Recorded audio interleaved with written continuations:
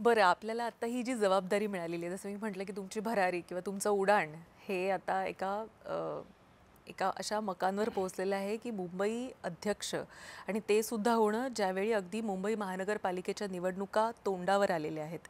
पक्षातलं तुमचं वजन वाढलेलं आहे, पण त्यासोबत खांद्यांवरचा भार देखील वाढलेला आहे. या जबाबदारीकडे कसं बघता?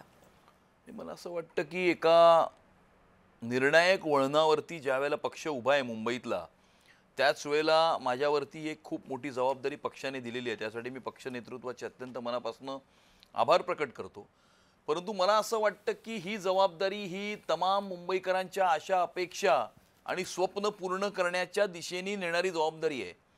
कारण मुंबईकरांचं स्वप्न आहे आणि मुंबई महानगरपालिकेनी अजूनपर्यंत मला असं वाटत नाही की मुंबईकरांच्या स्वप्नाला किंवा मुंबईकरांच्या आशा अपेक्षांना न्याय दिलेला आहे.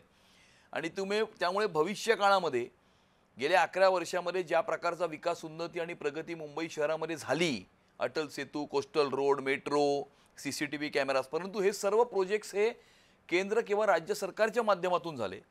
तशाच प्रकारचे हे सर्व प्रोजेक्ट्स हे मुंबई महानगरपालिकेच्या माध्यमातून व्हावे. मुंबई महानगरपालिकेच्या माध्यमातून अशा प्रकारचा विकास हा मुंबईकरांचा व्हावा, त्या दिशेने मुंबई शहराला आणि मुंबईकरांना नेण्याची ही जबाबदारी आहे, असं असं मी मानतो. कारण तमाम मुंबईकर मोठ्या आशा, अपेक्षा आणि आकांक्षांनी भारतीय जनता पार्टी आणि महायुतीच्या कार्यकर्त्यांकडे पाहत आहेत.